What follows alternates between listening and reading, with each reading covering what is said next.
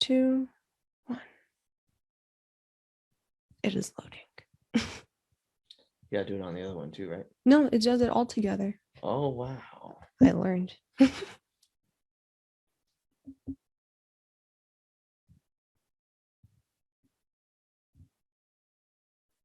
Hey. Thank you so much, everyone, for joining us today for the MSU Science Festival. My name is Chelsie Boodoo. And I'm Daniel Puentes. We are the host of the Sci-Files on Impact 89 FM. We air Sundays at 9:30 a.m., but we are also podcasted the night after. Today, we're here with Rachel Morris from MSU Biomedical Diagnostic Laboratory, Jen Zalvitznskaya, who is also a part of the MSU entomology, Bryan Stanley, who's a part of MSU Physics and Astronomy. So we have a good crew of MSU podcasters over here. We have grad students and also a professor, and Daniel and I are grad students.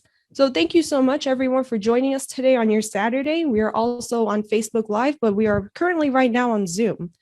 For the first question, I'll let Daniel ask that. Absolutely. Thank you so much for everybody for joining us today. Now, to get a little bit of an idea of how your podcasts are running and a little bit of the behind the scenes kind of details that not many people get to hear about, I wanted to start off by asking, first off, how has the COVID-19 pandemic altered your ability to continue to tell and share captivating and relevant science-related stories and research? Well, for us, we were running a virology series when COVID hit. So one of our first topics, we had one of the first podcasts out about COVID fairly early on. I think it aired, I think we recorded it in February. So it was really early, but it's been difficult since then to really engage other scientists who are already stressed out by what is going on around us, to really want to engage. So we are actually on a short hiatus right now. Once we ran out of recorded material and had difficulty getting some new science. But on the other hand, everybody is engaged with science, especially biomedical science right now, in a way that we all have not had to be until now.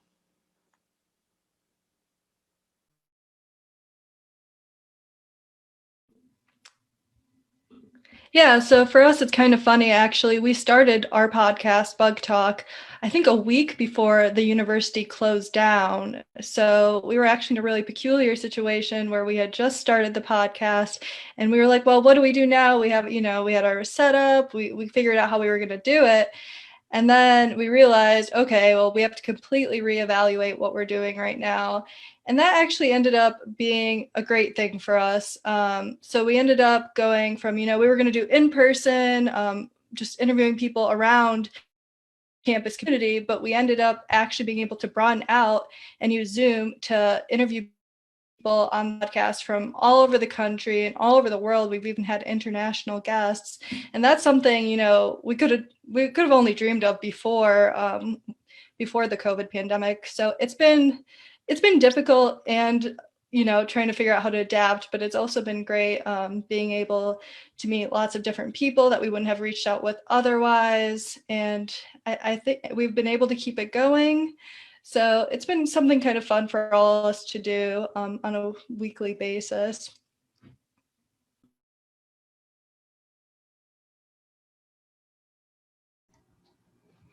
Yeah, when I started the Journeys of Scientists podcast, it was actually already during the pandemic when I started it. I started in like August of 2020. And some of that actually was like stemmed from COVID to begin with. So I am an outreach coordinator for Women and Minorities in Physical Sciences, which is a graduate student organization in the physics department at MSU. And I think during like the COVID times, there's, as many people say, like everyone went to Zoom. And so like it was in a weird way, a great way to kind of reconnect with old friends and stuff. So I was just having a meeting with some friends who I hadn't seen forever, friends I had met at like a research internship like several years ago.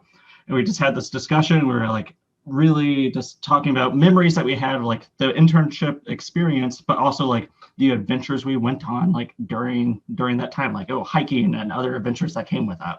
I'm like, oh, well, that's really interesting. I really like school and research all that, but I really like kind of the community aspect that comes with that. I want to explore more of that too. And then when I took on this outreach position for WAMPS, I wasn't really sure what I was going to do for that, because normally we would have done like school visits or, done public presentations. And I'm like, every day was like, I don't know when this will end. What can we do? But I'm like, well, I have to do some sort of, media, output to do something at least. And I'm like, oh, this kind of works out. Maybe I can do this. And I can't contextualize this idea of like reflecting on memories and experiences and applying that to like current grad students. So in a weird way, COVID kind of like spawned this, I suppose. Yeah. Well, that was really interesting. We have a couple of different kinds of manners that these podcasts had operated in. And it seems very clear, at least to me and Chelsie anyways, that because of the COVID-19 pandemic, that has caused you all to change or inspired you to begin these podcasts. So that's really interesting to me. Yeah, I actually didn't realize that Bug Talk came out right before the pandemic. I just felt like Bug Talk was around for forever. And for those of you that don't know, Jen was actually on the Sci-Files for us a few weeks ago. So this is really nice experience to hear the other side of the stories too. So here's my next question.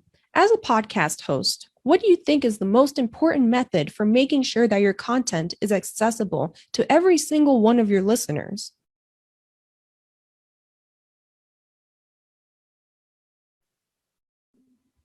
Yeah, so for us, accessibility is super important. We kind of try to reach out with a lot of different platforms in different ways. One of those ways is social media, of course. It seems to be, the best way to reach out to people these days. So we made sure that we have a presence in most of the popular social media. So we have an Instagram, we have a Twitter, and we like to make sure, we post every week about what's going on. And we also like to communicate kind of with our listeners to see kind of what do they want to hear.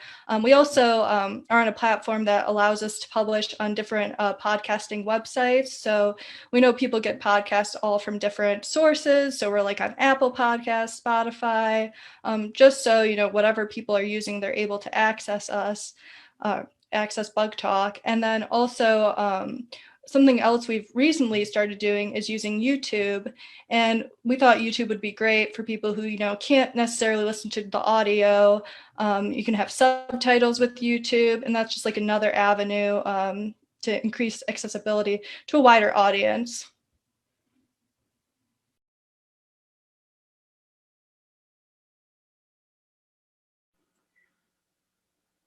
Yeah, so I would say we take a very similar approach to what Jen is describing, publishing on all the different platforms. We did not move to YouTube. We were moving to transcripts before we went on hiatus. So we're having creating transcripts that could be read. And in some ways that's a little weird because it's a conversational podcast and you're turning that into a transcript, but it works pretty well. But we hadn't gotten too far with that when we ended up going on hiatus because of COVID. But I think one of the important things about accessibility for the audience to me is terminology and the kind of words that we use. So one of the things we started with right from the beginning was really pushing our guests to avoid jargon and also to make them define terms. So we would, if they were coming to talk about genetically modified organisms, that was one of our first podcasts, we made them define that very clearly in a way that my family could understand. Most people in my family are not scientists except me. And so I sort of considered this a love letter to my family, I'll be honest, to try to explain to them my world a little bit. And so that was always clear to us. We would always say, well, yes, but could you define that? And we would use editing to make sure there was good clarity too. So some of it was about, making the scientists and pushing them to be accessible in the way that they just explain what they do. And some of us that comes more naturally too than others.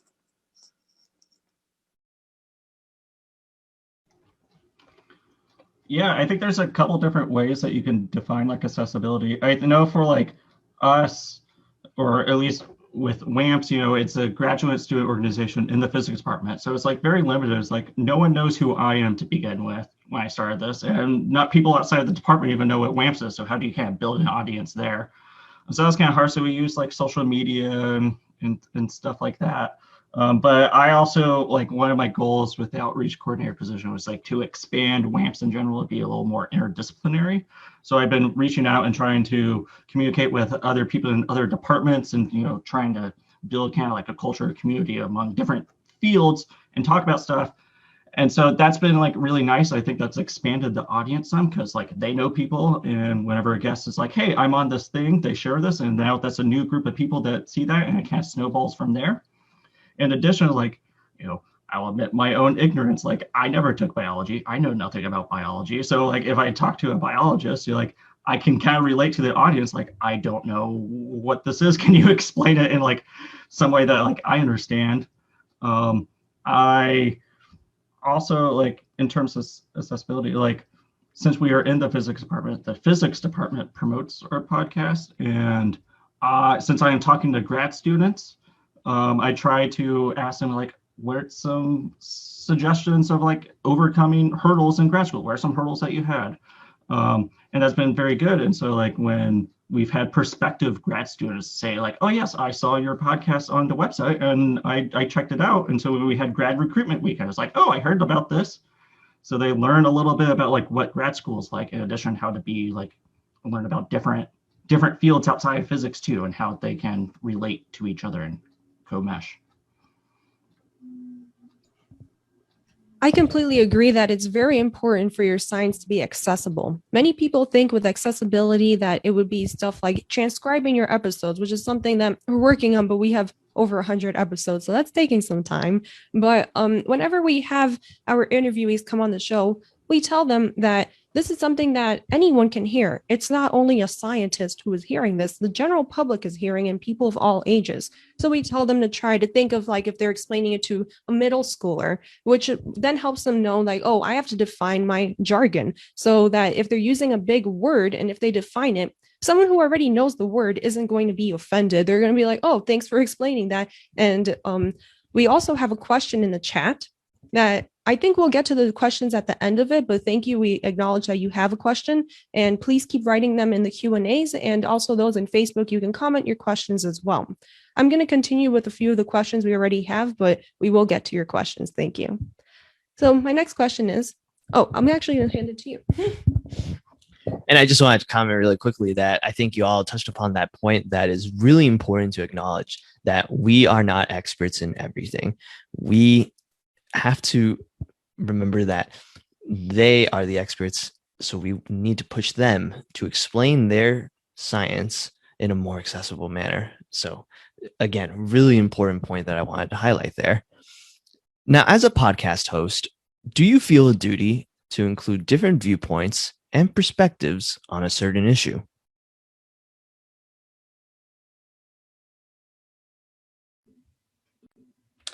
Yeah, so definitely. So we initially started Bug Talk to create a community, create a stronger community within campus, but it kind of expanded further.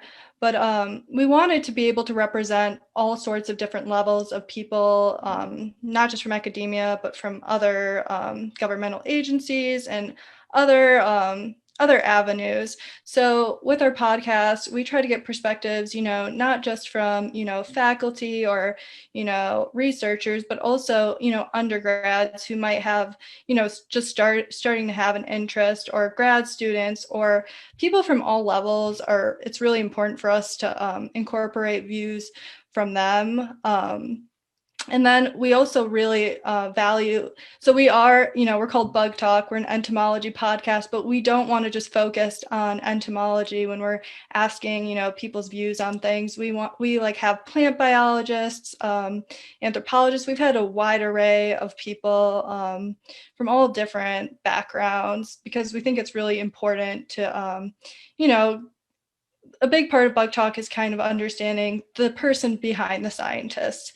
And scientists come from so many different backgrounds that we think it's really important to show people that, especially with science communication, you don't have to be a certain type of person to to enjoy science, or there's a person behind it with lots of interests and who are really similar to people who might be listening who might not actively be in the science community. But yeah, it's we really try to connect with everyone.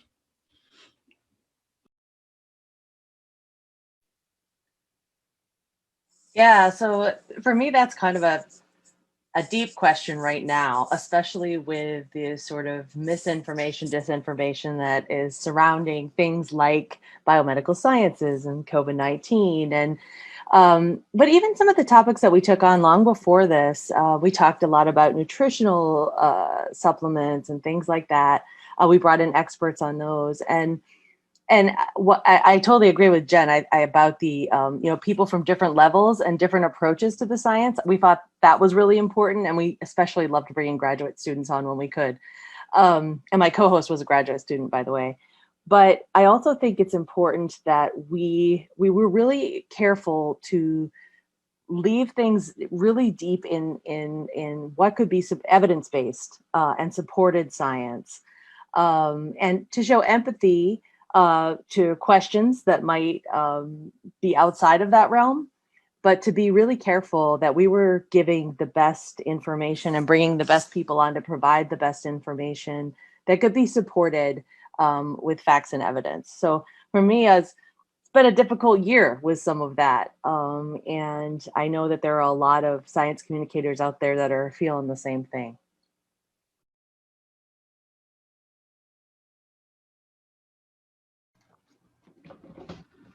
Yeah, so for me, as I mentioned, it's like I'm not just putting this podcast out. It's like, oh, this is Bryan Stanley's podcast. Like I am putting this out as an officer in a graduate organization, women and minorities in physical sciences. So kind of like trying to elevate those voices. So therefore, even in that position, like I'm very deliberate on who I talk to, especially like in physics. Physics is a very white and male field to begin with. I myself am also a white male, so I am very deliberate in not trying to have this be heavily white and male and all this. So I'm very deliberate in who I try to talk to, both in physics and then, like I said, I personally find physics to be very isolated from other fields to begin with, and so that's why I made a big push to try to be more interdisciplinary. So that's why I've been trying to. I started with chemistry and biology, like other physical sciences that are out there, and then I moved into like fields that are like seemingly unrelated to physics. So like I've collaborated with the Bug Talk people before. That's we swapped hosts once, and so that was a lot of fun. And we've done other fields where it's like journalism is like, how does that relate to physics? So it's like, well, it does. It's just different. Same with plant biology or fisheries and wildlife, all these different things. So like from the nature, there's a lot of different perspectives and viewpoints from there. And I focus less on the science and more on the people, I suppose, too. So like, yeah. I think that's awesome that you are both collaborating to try and switch things up, make things a little bit different, surprise your audience with a new kind of perspective by bringing Jen as a host for Journey of a Scientist and then you, Bryan, as a host for Bug Talk. So I think that's really great. But here. Yeah, I think Bryan brought up a really good point about the importance of having different fields on there. We actually try to interview people that are in the social sciences or digital humanities and stuff like that because they're still researchers. People don't actually realize that it's not only those hard scientists or physical scientists that do research. We try to amplify everyone and make sure that they have a space to talk about the really important research that they're doing. So my next question for you all is, what challenges have you personally faced with trying to keep your episodes full of relevant and factual content, as well as generating interest in the stories that you tell?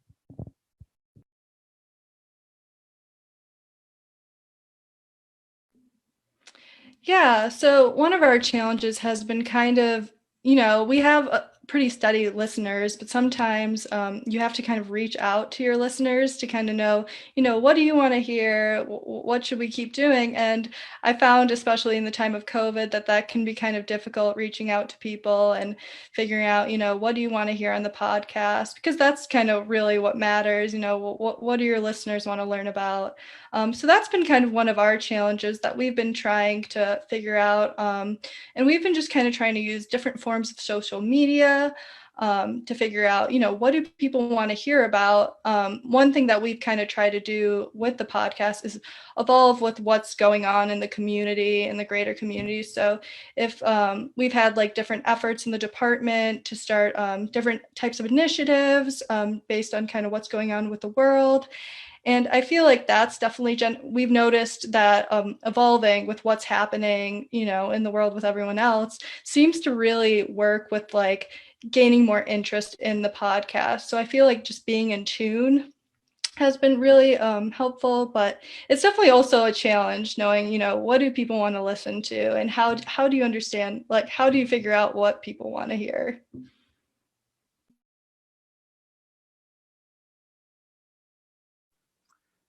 Yeah, I agree with that approach. We sort of, first it came from our social circles. In fact, my co-host and I we actually came up with the idea at a women's coffee from our church, literally, to have this podcast. So because people were asking us questions as scientists, and we're like, wow, more people need to know this.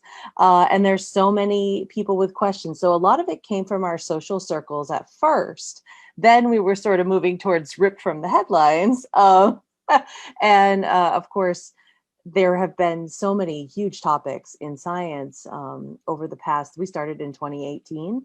So there were big things. We had major forest fires. We were able to address that. Earthquake in Anchorage. We actually had an MSU researcher who had just come from Anchorage, who was an expert in earthquakes. So we really sort of tried to reach out and stay in tune with the news a little bit. And then also bring in the, I muted myself, scientists from like the NIH and things like that.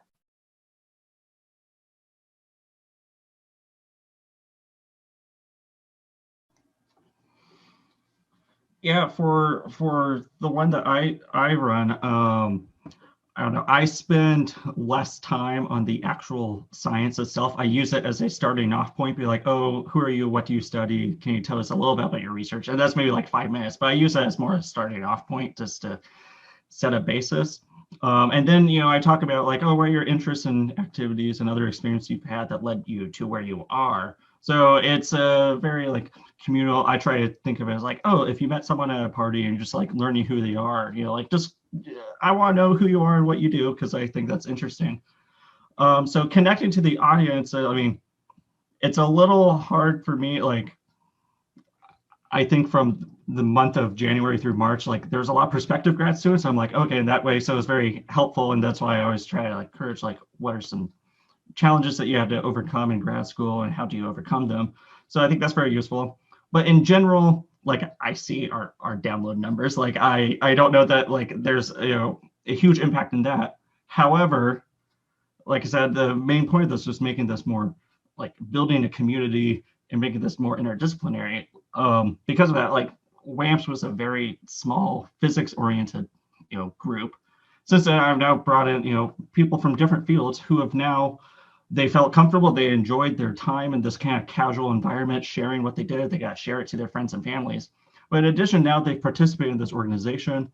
When I do other outreach type events, they now volunteer. I now have more volunteers who have done from the podcast from these other fields who have done this than I did like actual physics students. And that's been really nice because now when we actually visit schools and we do these different things, like they bring their own perspective to do like these physics topics. So I think we've had a very big public like community impact, not so much directly from the podcast, but like indirectly from the podcast, which I think has been like really, really helpful. Yeah, I guess I'll answer our own question. The way that mainly that Daniel and I are able to keep our episodes factual is because I am actually a biomedical or biosystems engineer, and Daniel is a physicist. So we can cover the biology and the physics part a little bit well, and especially we've learned so much from our episodes. Like by 100 episodes plus, we've definitely learned a lot, and I'm so grateful for all of our interviewees. Like Jen taught me about bugs, and let me just say, I would not go out of my way to learn about bugs because I'm terrified of them. And I actually really enjoyed her episode. So here, Daniel, we're going to go to the Q&A now. So if you have questions, please put them in the chat. Yes, and thank you to our anonymous attendee for asking. For all the panelists, did you experience editing did you have experience editing? I apologize, or being a creative before starting your podcasts? And how has your podcast workflow changed from first starting your shows? So, okay, that's really interesting. Like basically, how has your podcast evolutionized since you've started comparatively to where it is right now? Yeah, so I should start by answer this question that Bug Talk actually has 7 co-hosts, so we're a big team. So I can only speak for myself here. I didn't have any experience editing. I've enjoyed creative things like art and stuff like that, but I honestly had never really thought about starting a podcast myself until I started chatting with my advisor and a couple other grad students about how, starting a podcast would be really great for connecting our community on this. So before that, I had never thought about it, but I've learned that I actually really enjoy it. So yeah, none of us actually edit the podcast. We do have an editor. He's an actual sound engineer, so he's able to actually do it correctly, unlike us. But yeah, we really started really basic. So we just, recorded and put out the podcast without editing it or anything. And we actually had a pretty good response to that. But, as we kept releasing episodes, we're like, we're starting to get more listeners. We should probably maybe fine tune it a little bit. So then we did get an editor. We also had someone in the department create a little theme song for us. He did it on his guitar, which was kind of fun. So yeah, we have fine-tuned it in different ways and try to make it sound a little better. Actually, Chelsie and Daniel just recommended to me to get a microphone and to improve the sound quality, and I just did that. So I think I'm trying to persuade my other co-hosts to do that as well. So yeah, we're trying and evolving with it. Yeah. Yeah, for me, my background has been in my past was in theater and in public speaking. And so I had that, like public speaking competitions and things like that. So I had that in my background, but that was it. We were very blessed, though, Alyssa Prizer and her and my co-host, her husband is like a Renaissance guy, and he helped us initially with our sound, with our editing. He wrote our jingle for our little musical introduction. And she did the graphics. So they were kind of like this Renaissance couple that I just did the talking. And that was really fabulous. But our department also has a studio. And so I was allowed to use our communication manager's time to do the recording professionally and the editing.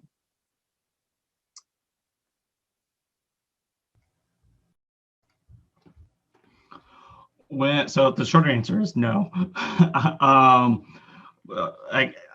was kind of snobby at the beginning about it because I'm like, oh, I've been listening to podcasts for like 10 years, like before the podcast boom, or like there's some of my favorite ones. I'm like, oh, they're just like casual, like do it yourself. They weren't these produced sort of things. So in my mind, I'm like, that's how it should be. I want this to be a very casual like environment. Like this is just me and my friends, even if I never met them before, like this is just like casual, like we're at the table, we're hanging out, just casual. I want this to be a non-stressful environment.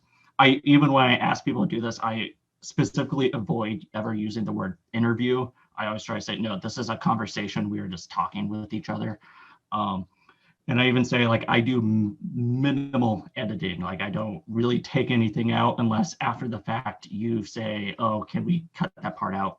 In which case I'll honor that. But for the most part, I don't do anything like that because I just want it to be like as real and like raw and as authentic as it would be.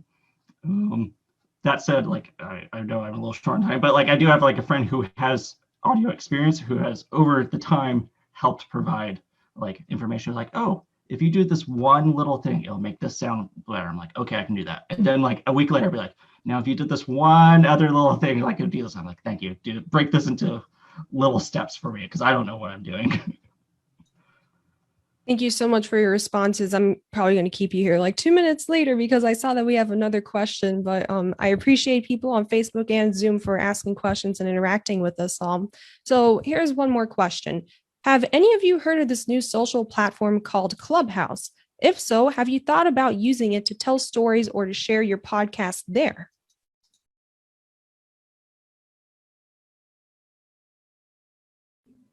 I personally haven't heard of it, so I'm going to pass the question along, if that's okay.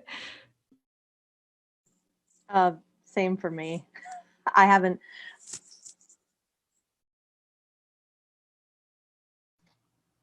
I also have never heard of it.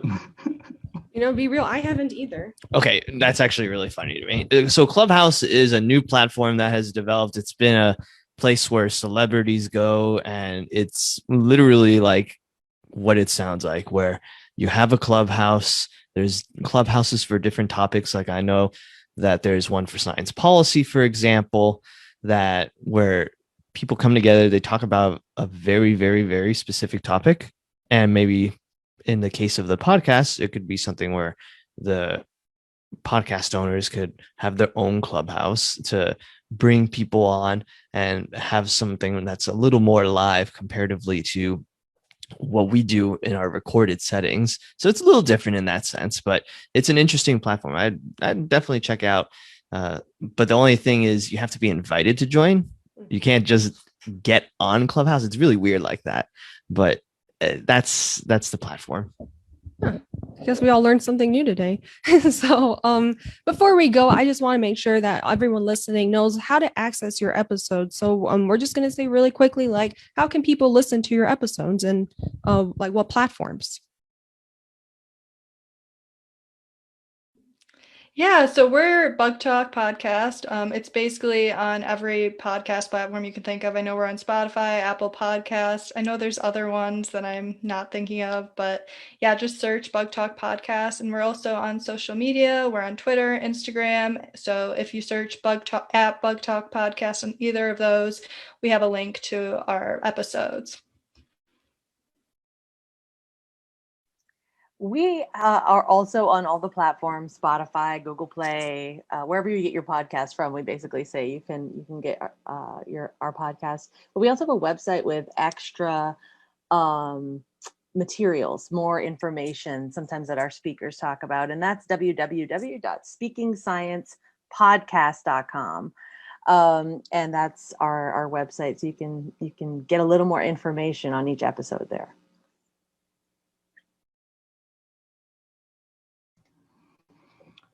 Similar, I use Spotify, Google Podcasts. I use mine through this platform called Anchor, which just automatically posts it in all of those available places. You can also find it on the WAMPS website, which is just wamps.org.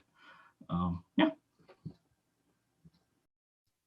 Thanks for sharing. We use Transistor FM, and that's where Impact 89 hosts a lot of their other stuff. So it'll cross post through many other things, but you can also see our stuff on scifiles.org or listen at 88.9 FM at 9:30 a.m. So thank you so much, Rachel, Bryan, and Jen. We really enjoyed speaking to you all today, and I hope that our listeners also enjoyed it as well. Thank you everyone on Zoom and Facebook for listening, and thank you to MSU Science Festival for hosting us and allowing us to share our voices on your platform.